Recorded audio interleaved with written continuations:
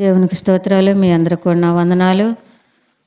మరి చూసినట్లయితే ప్రియమైన సహోదరి సహోదరులారా, మరి మన కుటుంబాల్లో మన జీవితాల్లో అనేకమైన సమస్యలు తలెత్తుతామంటే, మరి దేవుడైతే మన కుటుంబాన్ని మన జీవితాన్ని ఏం చేశాడండి? తన చిత్తానుసారంగా నిర్మించాడు. కుటుంబాన్ని, భార్యాభర్తల్ని ఏక శరీరంగా. ప్రియమైన సహోదరి సహోదరులారా, మరి ఆ విధంగా నిర్మిస్తే మనం ఏం చేస్తున్నామంటే, మన హృదయాల్లో మన జీవితాల్లో దేవునికి చోటు లేక మన ఇష్టానుసరమైన జీవితాలతో మన ఇష్టానుసరమైన మరి అలవాట్లతో మాటలతో మన కుటుంబాన్ని మనమే పాడు చేసుకుంటా ఉంటాం. ప్రియమైన సహోదరి సహోదరులారా, కనుక మరి అందుకనే చూసినట్లయితే పరిశుద్ధ గ్రంథంలో చూసినట్లయితే ఆదికాండము 27వ అధ్యాయము మరి 1వ వచనం చదివినట్లయితే,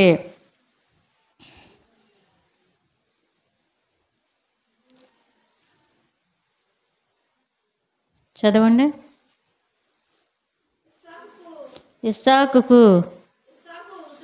ఇస్సాకు వృద్ధుడై అతడి కన్నులకు మందదృష్టి కలిగినప్పుడు అతడు తన పెద్ద కుమారుడైన ఏషేవుతో, నా కుమారుడా అని అతన్ని పిలువగా, అతడు చిత్తము నాయన అని అతనితో అనెను. అప్పుడు ఇస్సాకు, ఇదిగో నేను వృద్ధుడను, నా మరణ దినము నాకు తెలియదు, కాబట్టి నీవు దయచేసి నీ ఆయుధములైన నీ అంబుల పొదిని నీ విల్లును తీసుకొని అడవికి పోయి నా కొరకు వేటాడి మాంసము తెమ్ము. నేను చావక మునుపు నేను ఆశీర్వదించినట్లు నాకిష్టమైన రుచిగల భోజ్యములను సిద్ధపరిచి నేను తినుటకై నా యొద్దకు తెమ్మని చెప్పాను. చూసారా, ఇక్కడ ప్రియమైన సహోదరి సహోదరులారా, ఇస్సాకు రెబ్కా యొక్క వివాహము ఎట్లా జరిగిందండి? దేవుని చిత్తానుసారంగానే జరిగింది, దేవుని ఏర్పాటు ప్రకారమే జరిగింది.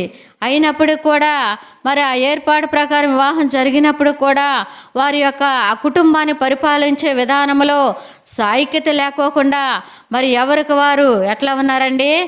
ఇస్సాకు ఏమన్నాడు? పెద్ద కుమారుడైన ఏషేవును పిలిచాడు. పిలిచి, ఇదిగో మరి నా కుమారుడా, మరి నా మరణదినము నాకు తెలియదు కనుక నువ్వు వేటాడు భోజనం నాకు సిద్ధపరిచి తీసురా, నేను తిని నిన్ను ఆశీర్వదిస్తానన్నాడు. మరి రెబ్కా ఏం చేసిందండి? తల్లి ఈ మాట విన్నది చెప్పటం తండ్రి. ఈయన ఏమేం చేసింది? యాకోబుకి చెప్పింది. ఏమని? ఇదిగో నీ తండ్రి నీ అన్నను ఆశీర్వదిస్తానని చెప్పాడు, వేటాడి మాంసం తెమ్మన్నాడు, కాబట్టి నీ అన్న కంటే ముందు నువ్వు మరి పశువుల మందకి వెళ్ళి మంచి యొక్క గొర్రె పొట్టేలను తెచ్చి వధించి నాకు ఇవ్వు, నేను మంచి వంట సిద్ధపరిచి మరి నువ్వు మీ నాన్నకి పెడితే మీ నాన్న తిని ఆశీర్వదిస్తాడు, నిన్ను దీవిస్తాడు అని చెప్పింది. చూడండి ప్రియమైన సహోదరి సహోదరులారా, అక్కడ భార్యాభర్తల్లో ఒక మాటగా లేదు, ఎవరికి వారు. తండ్రి ఏమో పెద్ద కుమారుని దీవించాలని, తల్లేమో చిన్న కుమారుని దీవించాలని. చూసారా, వారు సమాధానం లేకుండా, మాట కలుపుకోకుండా, సమ్మతి లేకోకుండా ఎవరికి వారు నిర్ణయాలు తీసుకున్నారు. ప్రియమైన సహోదరి సహోదరులారా, ఎవరికి వారు నిర్ణయాలు తీసుకొని ఏం చేస్తున్నారు? తల్లి అక్కడ నేర్పుతా ఉన్నది. ఏం నేర్పుతుంది? మోసం చేయటం నేర్పుతా ఉన్నది, అబద్ధం ఆడటం నేర్పుతా ఉన్నది తల్లి. ఇదిగో మరి ఏమన్నది? ఇదిగో మరి నా తండ్రి ఒకవేళ చూసి మరి యొక్క చర్మము నున్నగా ఉన్నప్పుడు కనుక్కొని నేను యాకోబునని తెలిస్తే నాకు శాపమే వచ్చింది కానీ దీవెన రాదని చెప్పేసి అన్నప్పుడు తల్లి ఏం చెబుతుందండి? ఆ యొక్క చర్మాన్ని తోలుని తీసుకొని దాన్ని కప్పుకొని వెళ్ళి నీ తండ్రి వద్దకు ఆ భోజనాన్ని పెట్టు అని చెప్పేసి అన్నది. చూసారా ప్రియమైన సహోదరి సహోదరులారా, తల్లి ఏ విధంగా నేర్పుతుందో చూడండి. పిల్లలకి తన కుమారుడికి ఏ విధంగా నేర్పుతుంది? అబద్ధం ఆడటం నేర్పుతుంది, లేకుంటే మోసం చేయటం నేర్పుతామన్నది. లేకుంటే మరి ప్రియమైన సహోదరి సహోదరులారా, ఆ కుటుంబంలో సమాధానం లేకుండా, ఐక్యత లేకుండా, సమ్మతి లేకోకుండా, ఇద్దరు అనుకోకుండా, ఇద్దరు మాట్లాడుకోకుండా, ఎవరికి వారు ఒకరికొకరు అర్థం చేసుకోకుండా ఏంటండి ఎవరికి వారి నిర్ణయాలు తీసుకున్నారు. చూసారా ప్రియమైన సహోదరి సహోదరులారా, ఎవరికి వారి నిర్ణయాలు తీసుకున్న దాన్ని బట్టి ఆ కుటుంబం ఏమైపోయిందండి? చాలా చల్లా చెదురైపోయింది. ప్రియమైన సహోదరి సహోదరులారా, ఈ యాకోబు తెచ్చాడు, మాంసాన్ని వండి తెచ్చాడు, తిను చూశాడు, ఏమన్నాడు? చర్మం కప్పుకొని వచ్చాడు కనుక, ఆ తోలుగా కప్పుకొని వచ్చాడు కనుక చూస్తే, తడిమి చూస్తే ఏషావువే, కానీ స్వరం మాత్రం యాకోబుదని చెప్పేసి అన్నాడు. లేదు నాయన, నేను యాకోబునే అని చెప్పేసి అక్కడ అబద్ధం ఆడినట్లుగా చూస్తామన్నాం. ప్రియమైన సహోదరి సహోదరులారా, తండ్రితోనే అబద్ధం ఆడినట్లుగా చూస్తామన్నాం. ప్రియమైన సహోదరి సహోదరులారా, దాన్ని బట్టి మరి ఏమైందండి ఆ కుటుంబము? ఏషావు వచ్చాడు మరలా. ఏషావు కూడా వచ్చి, నా తండ్రి ఇదిగో నేను ఆహారం తెచ్చా, వేటాడి నువ్వు తిని నన్ను ఆశీర్వదించు, దీవించు అంటున్నాడు. అప్పుడు ఏమన్నాడండి ఏసాకు? నేను ముందుగా వచ్చింది ఎవరు? నువ్వు కాదా? నేను మరి తిని ముందుగా తెచ్చిన ఆహారాన్ని తిని ఆ దీవెనలన్నీ అతనికి ఇచ్చేసా కదా అని చెప్పేసి బాధపడతా ఉన్నాడు ఇస్సాకు. ప్రియమైన సహోదరి సహోదరులారా, అప్పుడు ఏషావు కూడా, అయ్యో నా తండ్రి, నాకు ఒక్క దీవెన కూడా, పిల్లలు బయటికి రావాలి, వాక్యం వినాల.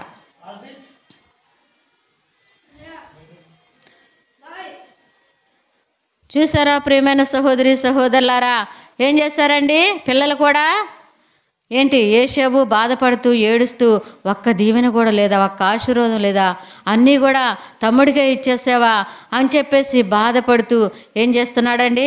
నిరుత్సాహం అయిపోయాడు. ఏం పెంచుకున్నాడు తమ్ముడి మీద? కోపం పెంచుకున్నట్లుగా చూస్తామన్నాం. చూసారా, చంపాలనుకున్నట్లుగా చూస్తామన్నాం.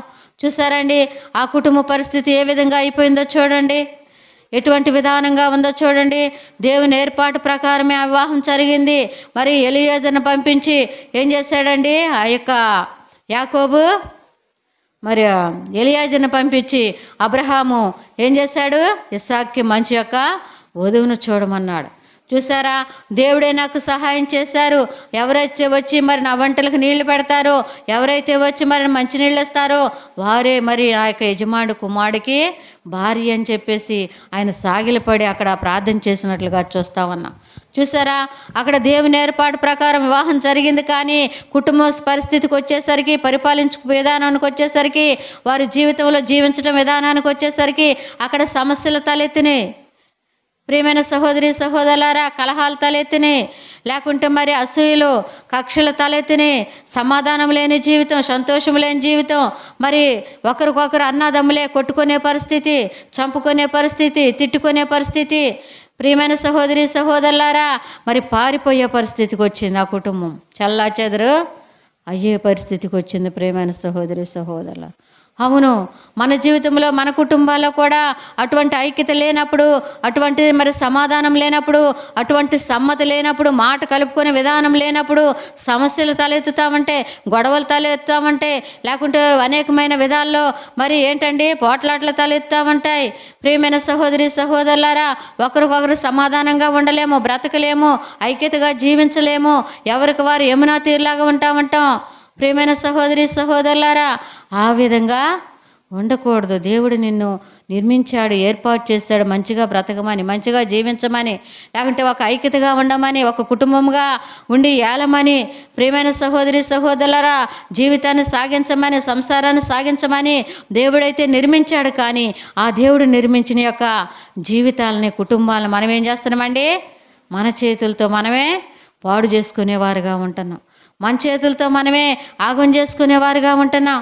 ప్రియమైన సహోదరి సహోదరులారా, ఈ యొక్క ఇస్సాకు యొక్క కుటుంబంలో, రెబ్కా యొక్క వారి కుటుంబంలో కూడా అదే పరిస్థితి నెలకొన్నట్లుగా చూస్తామన్నాం. ఒకరికొకరు మాట కలుపుకోలేదు, సమ్మతించుకోలేదు, మాట్లాడుకోలేదు, లేకుంటే మరి దీవెనలు ఇద్దరికి ఇద్దాం అనుకోలేదు, లేకుంటే మరి సమానంగా ఇద్దాం అనుకోలేదు. కానీ ఏమనుకున్నారండి? తండ్రి ఏమో పెద్ద కుమారుడికి దీవెన ఇద్దామని, తల్లి ఏమో చిన్న కుమారుడికి దీవెన రావాలని. చూసారా, ఎవరికి వారు నిర్ణయాలు తీసుకున్న దాన్ని బట్టి ఏమైపోయారండి పిల్లలు? చెడిపోయినట్లుగా చూస్తామన్నాం, మరి పారిపోయినట్లుగా చూస్తామన్నాం, అన్నే తమ్ముడిని చంపడానికి మరి చూస్తున్నట్లుగా చూస్తామన్నాం. అన్న మరి ఎక్కడ చంపుతాడు అని చెప్పేసి యాకోబు ఏం చేశాడండి? పారిపోయాడు తన మేనమామ దగ్గరికి. చూసారా, పారిపోయి తాను చేసిన ఆ యొక్క తల్లి చేసిన ఒక్క పొరపాటును బట్టి, ఒక్క అబద్ధాన్ని బట్టి, ఒక్క మాటను బట్టి ప్రియమైన సహోదరి సహోదరులారా, తన కుమారుడు ఎటువంటి బాధను అనుభవించాడో చూడండి, ఎటువంటి శ్రమను అనుభవించాడో చూడండి. మరి ఆ యొక్క లాభాన్ని దగ్గరికి వెళ్ళినప్పుడు, మేనమామ దగ్గరికి వెళ్ళినప్పుడు మేనమామ ఏం చేశాడండి? కొలువు చేయించుకున్నాడు. ఎన్ని సంవత్సరాలు? 14 సంవత్సరాలు చేయించుకున్నాడు. చూసారా ప్రియమైన సహోదరి సహోదరులారా, చూడండి ఎటువంటి పరిస్థితి. అక్కడ చూస్తే అక్కడ కొలువు చేస్తామన్నాడు, ఇక్కడ చూస్తే అన్న ఇక్కడ దేశదిమ్మరైపోయినట్లుగా చూస్తామన్నాం. ఈ అన్న మరి ఏం చేస్తున్నాడు? ఆ తమ్ముడిని చంపటానికి తిరుగుతా ఉన్నట్లుగా చూస్తామన్నాం. చూడండి అన్నదమ్ములు ఎటువంటి కలతలు రేగినాయో, ఎటువంటి సమాధానం లేని జీవితం ఉందో చూడండి ప్రియమైన సహోదరి సహోదరులారా. కేవలం ఒక్క మాట. చూసారా, ముందు తల్లిదండ్రుల నిర్ణయాలు సరిగా లేకపోవటాన్ని బట్టి పిల్లలు కూడా ఎవరికి వారు మరి ఉన్నట్లుగా చూస్తాను, సమాధానం లేని పరిస్థితి. అవును, మనం మంచిగా బ్రతికినప్పుడు, మనం మంచిగా మరి జీవించినప్పుడు మన పిల్లలకు కూడా మనం మంచి నేర్పినప్పుడు నేర్చుకుంటా ఉంటారు ప్రియమైన సహోదరి సహోదరులారా. అంతేకాని చాలామంది ఏం నేర్పుతారండి పిల్లలకి? ఇదిగో ఏమంటారు, మీ నాన్న వస్తుండగానే మీ నాన్న నన్ను అట్టనరా ఇట్టనరా, కొట్టండి తిట్టండి అని చెప్పి అంటూ ఉంటారు. చూసారా, లేకుంటే తండ్రి ఏమంటాడు? ఇదిగో మీ అమ్మ ఈ విధంగా మాట్లాడుతుంది, మీ అమ్మనే కొట్టండి తిట్టండి అని చెప్పేసి నేర్పుతూ ఉంటారు ప్రియమైన సహోదరి సహోదరుల. చూసారా, వాటి వల్ల పిల్లల మనసు కూడా పాడైపోతూ ఉంటుంది. భార్యాభర్తలకు సమాధానం లేనప్పుడు, ఐక్యత లేనప్పుడు, ఒకరి మీద ఒకరు చెప్పుకుంటున్నప్పుడు పిల్లలకి వాళ్ళకేంటండి? ఆహా, మా అమ్మ మా నాన్న ఈ విధంగా పోట్లాడుకుంటారు, వాళ్ళ మాట వినేదేంటి? మనం కూడా మన ఇష్టానుసారంగా జీవించవచ్చు, మన ఇష్టానుసారంగా నడవచ్చు, లేదంటే మన ఇష్టానుసారంగా మాట్లాడవచ్చు అని చెప్పేసి మన మాట వింటారండి? మన భార్యాభర్తల మధ్య కలహాలు వచ్చినప్పుడు ఒకరొకరు తిట్టుకుంటున్నాం అనుకోండి, పిల్లలు ఏం చేస్తారు? మన మాట వింటారా? ఏంట్రా, వాళ్ళు కూడా అదే పరిస్థితికి దిగజారిపోతూ ఉంటారు. నీ మాట వినేదేంది, నీ మాట వినేదేంది అని చెప్పేసి చెప్పినప్పుడు మాటనే వినరు, లెక్క చేయరు. ఏదైనా చెప్పినప్పుడు ప్రియమైన సహోదరి సహోదరుల, కనుక ఆ విధంగా ఉండకూడదు. ఈ యొక్క ఇస్సాకు రెబకా కూడా ఆ విధంగానే పిల్లల్ని మరి తయారు చేసినట్లుగా చూస్తా ఉన్నాం. వారి యొక్క నలుగురు మధ్య సమాధానం లేకుండా ఉండినట్లుగా చూస్తా ఉన్నాం, సంతోషం లేకుండా ఉన్నట్లుగా చూస్తా ఉన్నాం, ఎవరికి వారు వెళ్ళిపోయినట్లుగా చూస్తా ఉన్నాం, దాక్కునే పరిస్థితికి అయిపోయినట్లుగా చూస్తా ఉన్నాం. అంతేకాకుండా ఏంటండి, యాకోబు కొలువు చేస్తున్నట్లుగా చూస్తా ఉన్నాం ప్రియమైన సహోదరి సహోదరు. జీతం చక్కగా బ్రతకాల్సిన వాడు, చక్కగా ఇంటిలో సంతోషంగా ఉండవలసిన వాడు, హాయిగా తినాల్సిన వాడు, తల్లిదండ్రులతో ఉండవలసిన వాడు ఏకాకిలాగా వెళ్ళిపోయి మరి ఏం చేస్తున్నాడు? జీతం కుదిరినట్లుగా చూస్తా ఉన్నాం ప్రియమైన సహోదరి సహోదరులారా. అవును, మన పిల్లలు కూడా పరిస్థితి కూడా ఆ విధంగా తీసుకొచ్చే స్థితికి మనం కూడా దిగజారిపోతున్నామేమో, మన మాటలు ఆ విధంగా ఉంటున్నాయేమో, మన ప్రవర్తన ఆ విధంగా ఉంటున్నదేమో, మన క్రియలు ఆ విధంగా ఉంటున్నదేమో, మనం ఏకీభవించి దేవునిలో ఎదగలేకపోతున్నామేమో, ప్రార్థన చేయలేకపోతున్నామేమో, దేవుణ్ణి అడుక్కోలేకపోతున్నామేమో. ఒక సమస్య వచ్చినప్పుడు, ఒక బాధ వచ్చినప్పుడు, ఒక కష్టం వచ్చినప్పుడు, లేకుంటే మరి భార్యాభర్తలకి సమాధానం లేనప్పుడు కూర్చొని దేవుని సన్నిధిలో ఏకీభవించి ప్రార్థన చేసేవారుగా ఉండలేకపోతున్నామేమో, దేవుణ్ణి అడగలేకపోతున్నామేమో. ప్రియమైన సహోదరి సహోదరులారా, పరిశీలన చేసుకోండి. భూమి మీద ఇద్దరు ఏకీభవించి అడిగితే అది ఇస్తానంటున్నాడు. అవును, కుటుంబాల్లో సమస్యలు తలెత్తామంటే చిన్న చిన్న విషయాలకి వాటిని ఏం చేయాలండి? మనం సర్దుబాటు చేసుకునేవారుగా ఉండాలి, ఒకరికొకరు తగ్గించుకునేవారుగా ఉండాలి, ఒకరికొకరు మరి క్షమాపణ గుణం కలిగి ఉండాలి, క్షమించే మనసు ఉండాలి. భార్య తొందరపడింది అనుకోండి, భర్త సర్దుబాటు చేసుకోవాలి. భర్త తొందరపడ్డాడు అనుకోండి, భార్య తగ్గించుకోవాలి. అప్పుడు ఆ విధంగా ఉన్నప్పుడు మరలా ఆ కుటుంబము ఏ విధంగా ఉంటుందండి?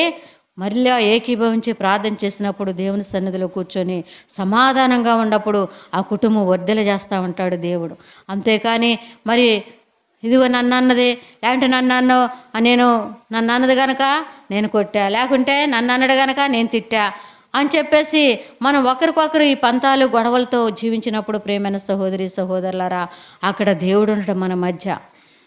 దేవునికి దూరం అవుతున్నాం మనము ప్రియమైన సహోదరి సహోదరులారా. అంతేకాకుండా ఏంటండి, పిల్లలను కూడా దిగజార్చేవారుగా, లేకుంటే పాడు చేసేవారుగా, లేకుంటే మన మాట వినని వారుగా పరిస్థితికి తీసుకొస్తామన్నాం ప్రియమైన సహోదరి సహోదరుల. కనుక మరి ఆ విధంగా ఉండకూడదని వాక్యం సెలవిస్తా ఉన్నది ప్రియమైన సహోదరి సహోదరులారా. కనుక మరి అందుకని ఇక్కడ చూసినట్లయితే ప్రియమైన సహోదరి సహోదరులారా, మరి మన కుటుంబ పరిపాలన ఏ విధంగా ఉంటుందంటే మరి ఏంటండి, యవ్వన స్త్రీలు వివాహం చేసుకొని గృహ పరిపాలన జరిగించాలి. ఏం జరిగించాలండి? గృహ పరిపాలన ఎట్లా జరిగించాలి? జ్ఞానంతో.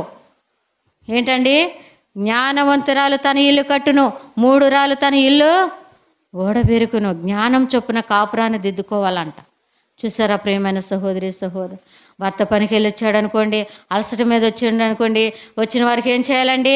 మంచినీళ్ళు ఇచ్చేవారుగా, లేకుంటే ఆహారం పెట్టేవారుగా, వాళ్ళని సేద తీర్చేవారుగా, మంచిగా పలకరించేవారుగా ఉండాలి. కానీ వచ్చిన వారిని ఏంటండి ఎట్టబడితే అట్ట మాట్లాడినాం అనుకో, ఇప్పటిదాకా ఎక్కడ వెళ్ళి వచ్చినావు, ఏం చేసి వచ్చినావు అని చెప్పేసి అన్నాం అనుకోండి, ఆ భర్తకి ఏ విధంగా ఉంటుందండి? ఆ యజమానికి కోపం వస్తూ ఉంటుంది.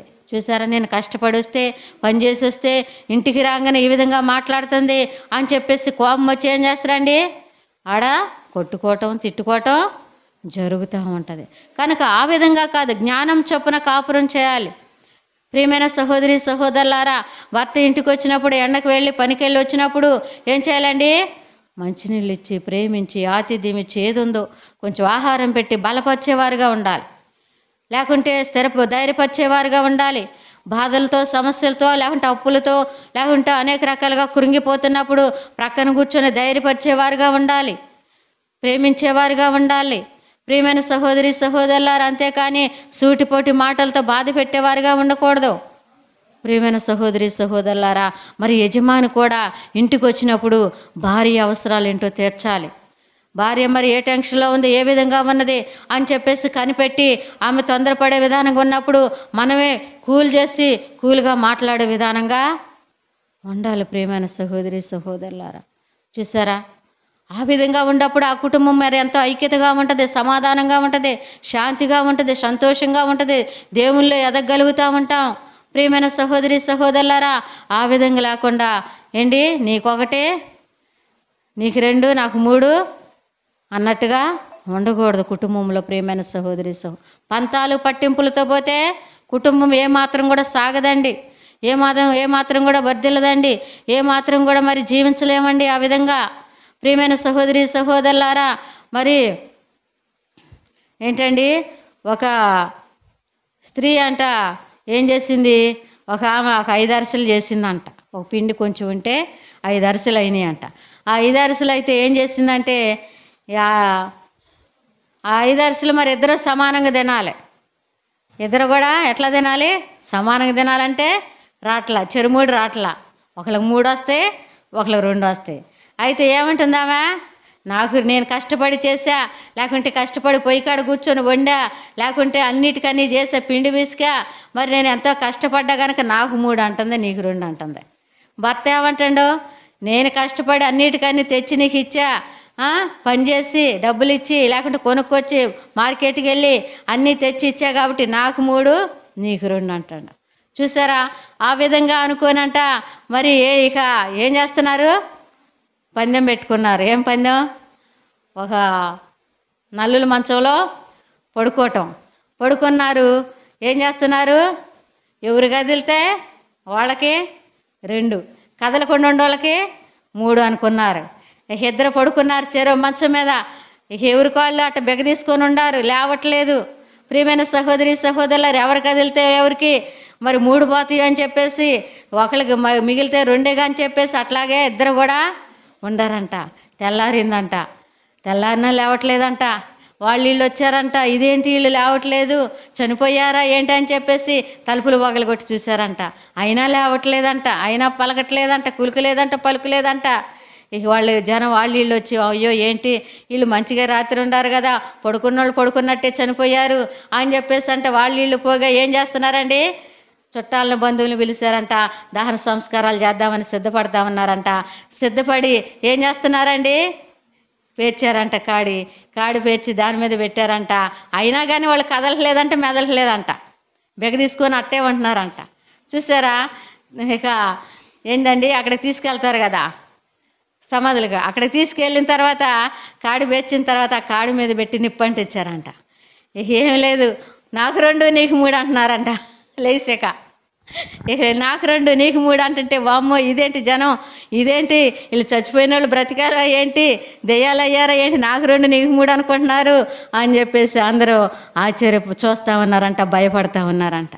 చూడండి ప్రియమైన సహోదరి సహోదరులారా, పంతాలకు పట్టింపులకు పోతే వారి పరిస్థితి ఏ విధంగా ఉన్నదో చూడండి ప్రియమైన సహోదరి సహోదరులారా.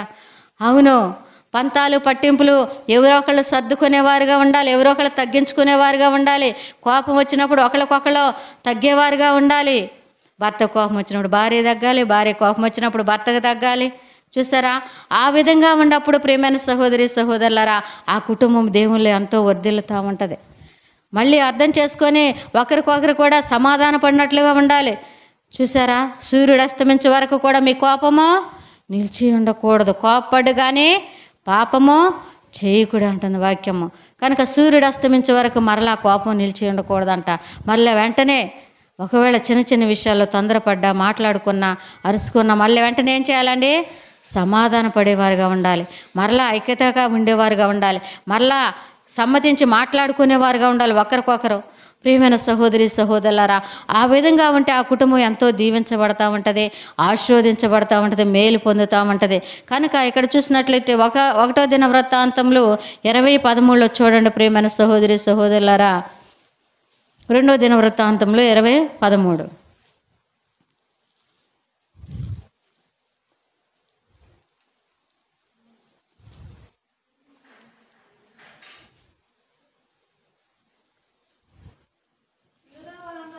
యోధా వారందరూ తమ శిశువులతోనూ భార్యలతోనూ పిల్లలతోనూ ఏం చేశారంటండి? యోధా వారందరూ తమ పిల్లలతోనంట, శిశువులతోనంట, భార్యతోనంట ఎక్కడ నిలబడ్డారంటండి? యెహోవా సన్నిధిలో నిలబడ్డారంట. మరి మనం నిలబడగలుగుతున్నామా యెహోవా సన్నిధిలో? మన కుటుంబం సమేతంగా కూర్చొని దేవుని ఆరాధించగలుగుతున్నామా? దేవుని స్తుతించగలుగుతున్నామా? దేవుని గణపరచగలుగుతున్నామా? ప్రార్థన చేసుకోగలుగుతున్నామా? ఐక్యత కలిగి ఏకీభవించి ప్రియమైన సహోదరి సహోదరులారా, మరి ఆ విధంగా ఈ యొక్క యోధావారంట దేవుని సన్నిధిలో ఆ విధంగా ఉండారంట. మనం ఏంటండి, భర్త ప్రార్థన అంటే భార్య సినిమాలను, సీరియళ్ళను, లేకుంటే ఏంటండి అటు ఇటు వెళ్ళటమో ఉంటా ఉంటుంది. భార్య ప్రార్థన అంటే భర్త ఏం చేస్తూ ఉంటాడు? ప్రార్థనకు వద్దని అంటామో, లేకుంటే అది ఆ రకంగా ఒకరికొకరు సినిమాలకు వెళ్ళటమో, లేకుంటే ఎక్కడికక్కడికి వెళ్ళటమో చేస్తూ ఉంటారు. చూడండి, ఆ విధంగా ఉండకూడదు. పిల్లలు ఒక దారి, పిల్లలు ప్రార్థనలో కూర్చోమంటే ఏమంటారు? మేము కూర్చోమంటారు. ఫోన్ చూసుకోవాలను, ఆడుకోవాలని వాళ్ళు వెళ్ళిపోతూ ఉంటారు. చూడండి, ఎవరికి వారు అలా ఆ విధంగా మన కుటుంబాల్లో ఉంటామంటే. అయితే ఈ యొక్క యోధా వారి కుటుంబంలోనంట ఏ విధంగా ఉన్నారంట? శిశువులు, భార్య, పిల్లలు అందరూ కలిసి యెహోవా సన్నిధిలో గడిపినట్లుగా చూస్తూ ఉన్నాం, యెహోవా సన్నిధిలో ప్రార్థన చేసినట్లుగా చూస్తూ ఉన్నాం. మరి మనం అలా చేయగలుగుతున్నామా? మనం ఆ విధంగా జీవించగలుగుతున్నామా? ప్రియమైన సహోదరి సహోదరులారా, పరిశీలన చేసుకోండి. ఎటువంటి ప్రార్థనా విధానం మనలో ఉన్నది, ఎటువంటి భక్తి విధానం మనలో ఉన్నది, ఎటువంటి దేవునిలో ఎదగటం మనలో ఉన్నది. ప్రియమైన సహోదరి సహోదరులారా, పరిశీలన చేసుకోండి. కనుక ఆ విధంగా ఉండకూడదు. కానీ ఈ యొక్క యోధా వారి కుటుంబము ఏ విధంగా ఉన్నదో మన జీవితం, మన కుటుంబం కూడా ఆ విధంగా దేవుని సన్నిధిలో ఎదిగేవారుగా ఉండాలి, వర్ధిల్లేవారుగా ఉండాలి, ఫలించేవారుగా ఉండాలి. దేవుని రాజ్యం కోసం మనము మరి ప్రయాసపడేవారుగా ఉండాలి. ప్రియమైన సహోదరి సహోదరులారా, దేవుని రాజ్యం పొందుకునేవారుగా ఉండాలి. అంతేకాని నాకు దేవుని రాజ్యం వద్దండి, ప్రార్థన వద్దండి, మందిరం వద్దండి, లేకుంటే దైవజనులు వద్దండి, లేకుంటే మేము ఎవరికి వారే ఉంటామండి అని చెప్పేసి అనుకుంటే, ప్రియమైన సహోదరి సహోదరులారా, రేపు మనం చనిపోయిన తర్వాత ఎక్కడికి వెళ్తామండి? నరకానికి వెళతాం. అక్కడ అగ్ని ఆరదు, పురుగు చావదు, యుగయుగాలు కాలాల్సి ఉంటుంది. దాన్ని తప్పించుకోవాలంటే ఎక్కడే? ఈ లోకములోనే దేవుడు నిర్మించిన విధానములో మనము ఆయనతో ఏకీభవించి దేవునితో మన కుటుంబం, మన పిల్లలు, మనమంతా మన యొక్క స్నేహితులు, లేకుంటే మన బంధువులు, మన మిత్రులు కలిసి ఏం చేయాలండి? ఏకీభవించి దేవునిలో నడిచేవారుగా ఉండాలి, భక్తిలో సాగేవారుగా ఉండాలి, ప్రార్థనలో సాగేవారుగా ఉండాలి, మందిరానికి వెళ్ళేవారుగా ఉండాలి, దేవుని స్తుతించేవారుగా ఉండాలి. ప్రియమైన సహోదరి సహోదరులారా, కనుక మరి మనం ఏ విధంగా ఉండగలుగుతున్నామో పరిశీలన చేసుకో ఈ దినాన. ప్రియమైన సహోదరి సహోదరులారా, ఆదికాండం 25:23 కూడా చదవండి.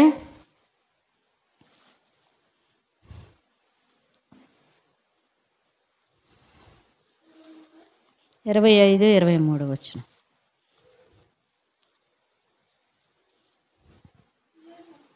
లేదా 20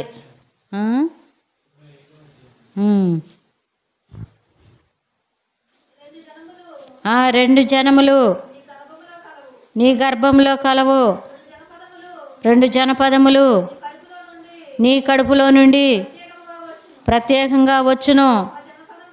ఒక పదము కంటే ఒక జనపదము బలిష్టమైండును. పెద్దవాడు చూసారా, ఇక్కడ మరి రెబ్కా ఏం చేసిందండి? తన కడుపులోనంట బాధ ఉందంట, మెలేసిపోయినట్లు ఉందంట, బాధతో అల్లాడిపోతుందంట. అప్పుడు ఆమె అక్కడికి వెళ్ళిందండి, దేవుని సన్నిధికి వెళ్ళింది. దేవుని సన్నిధికి వెళ్ళి మొరపెడతా ఉన్నది. ఏంటి ప్రభువా, నాకు ఈ బాధ ఏంటి, ఈ కష్టం ఏంటి అని చెప్పేసి దేవుణ్ణి అడిగినప్పుడు దేవుడు ఏం చెప్పాడండి? నీ కడుపులో 2 జనపదాలు ఉన్నాయి, వారి పెద్దవాడు చిన్నవానికి దాసుడవుతాడు అని చెప్పారు. అయితే ఆ మాట మరి ఆ యొక్క దేవుడు చెప్పిన మాటనే ఆ యొక్క ఇస్సాకు చెప్పలేదు. ప్రియమైన సహోదరి సహోదరులారా, రెబ్కా తన మనసులో తనే ఉంచుకున్నది కానీ చెప్పలేదు.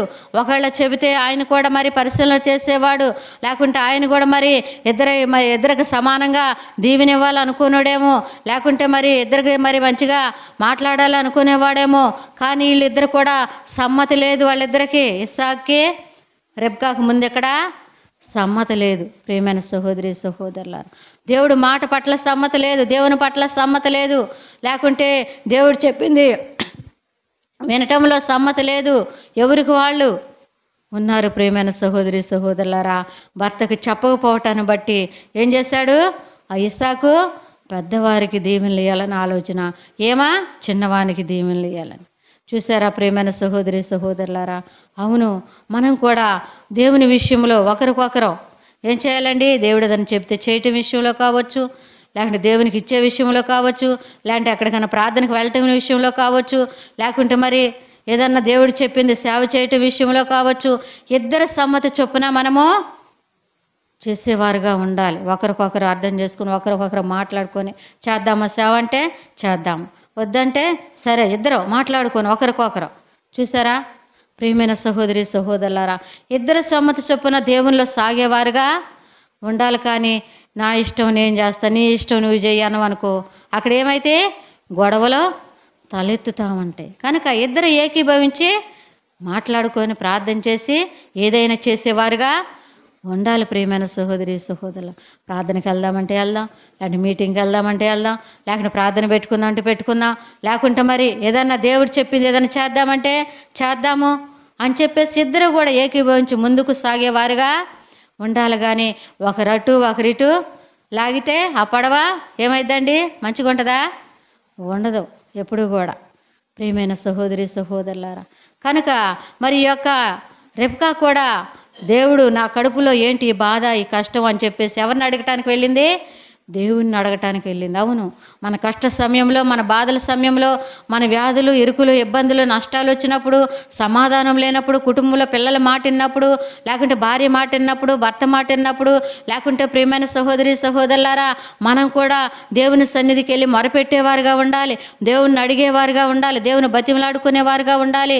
దేవుని నుంచి ఏ సమాధానం వస్తుందో దాని ప్రకారం మరలా చేసేవారుగా ఉండాలి. ప్రియమైన సహోదరి సహోదరులారా, మరి మనం ఆ విధంగా ఉండగలుగుతున్నామా? ఆ విధంగా చేయగలుగుతున్నామా? మరి ఏ విధంగా ఉన్నది? సమస్యలు వస్తే, బాధలు వస్తే, కష్టాలు వస్తే ఏం చేస్తామండి? ఏడుస్తూ ఉంటాం, బాధపడతా ఉంటాం.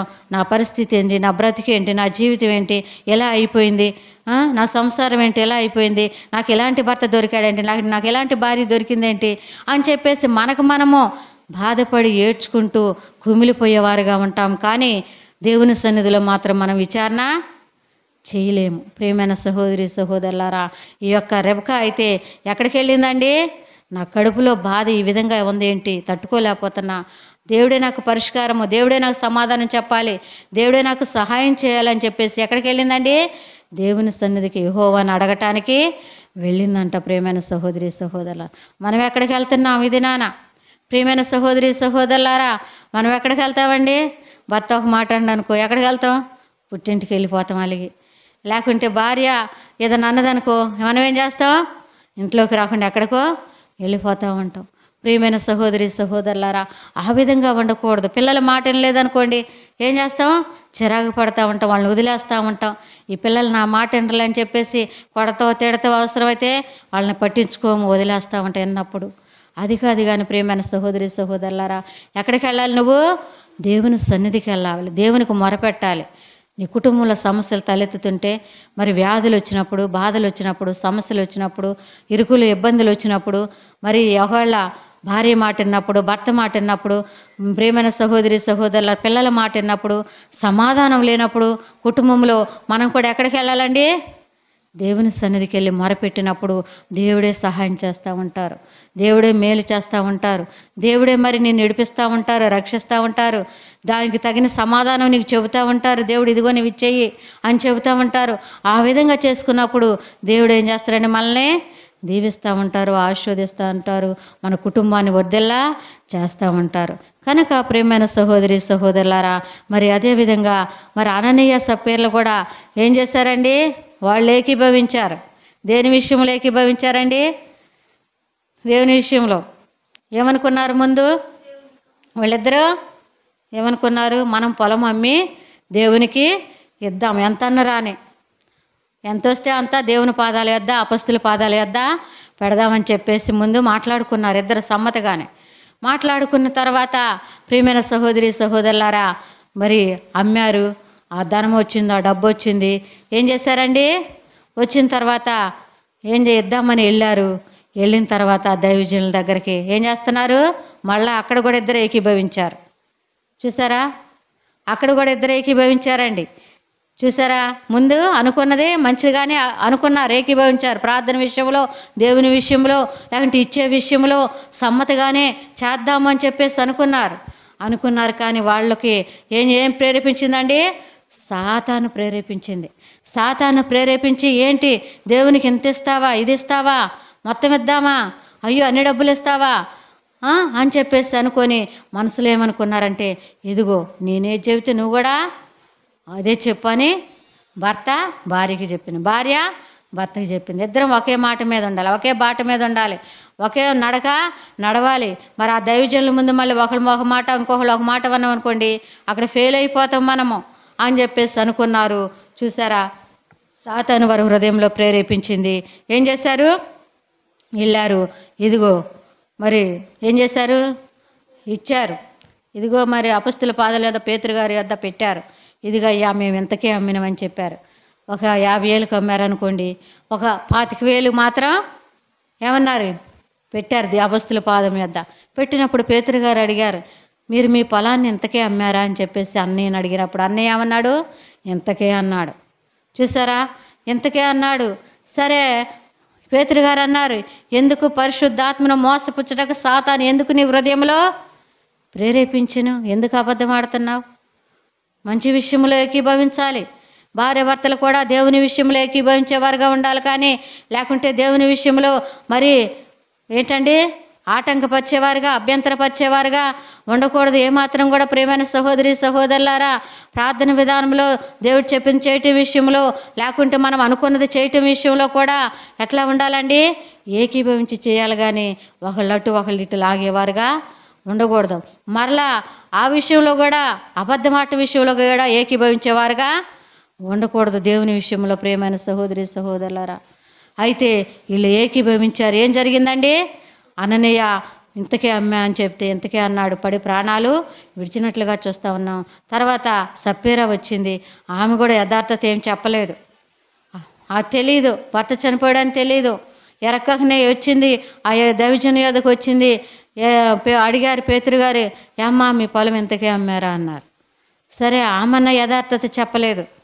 అయ్యో మరి అమ్మటానికి 50,000కి అమ్మినాం, కానీ మరి మేము అంత ఇయ్యలేమని చెప్పేసి, ఎందుకు ఇవ్వాలని చెప్పేసి సాతాను మాలో ప్రవేశించి మరి అబద్ధం ఆడుతున్నామయ్యా, సగమే ఇద్దాం అనుకున్నామయ్యా అని చెప్పలేదు.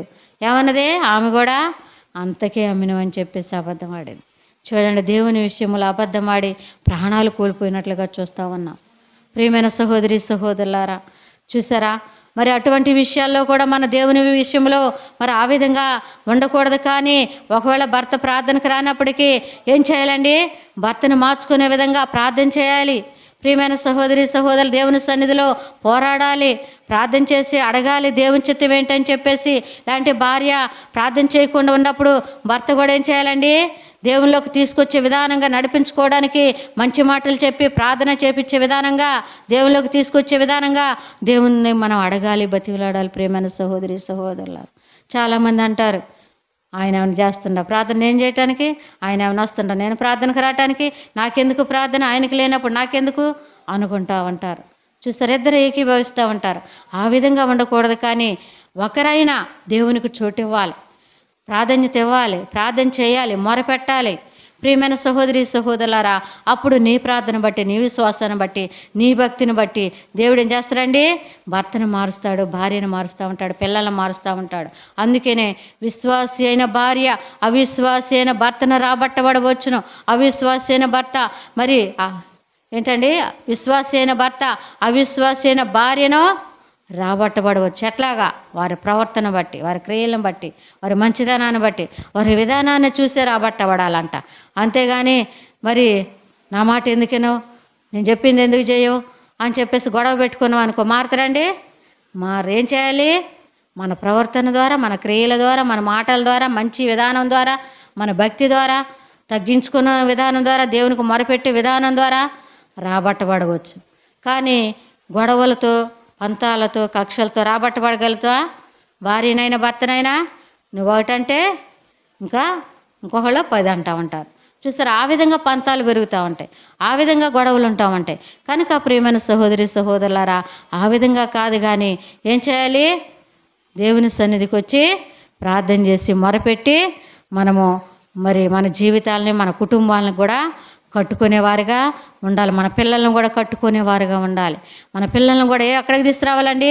దేవుని సన్నిధికి తీసుకొచ్చేవారు. ప్రార్థన చేయటం నేర్పించాలి, వాళ్ళకి వాక్యం చదివించడం నేర్పించాలి, చెప్పటం నేర్పించాలి, పాటలు నేర్పించాలి, లేకుంటే ఉపవాసం ఉండటం నేర్పించాలి, లేకుంటే మరి ఏం చేయాలండి? తల్లిదండ్రుల మాట వినటం నేర్పించాలి, ఇతరులను ప్రేమించడం నేర్పించాలి, ఇతరులకు సహాయం చేయటం నేర్పించాలి. పిల్లలకు ప్రియమైన సహోదరి సహోదరులారా, ఆ విధంగా దేవునిలో ఎదిగి మన కుటుంబాలని, మన పిల్లల్ని, మన జీవితాలను కట్టుకొని ఏం చేయాలండి? దేవుని ఆశీర్వాదాలు పొందేవారుగా, మేలు పొందేవారుగా, అంతేకాకుండా దేవుని రాజ్యాన్ని కూడా పొందేవారుగా మనమందరం జీవించాలి. దేవుడిచ్చిన వాక్యాన్ని దీవించి ఆశీర్వదించునుగాక. ఆమేన్.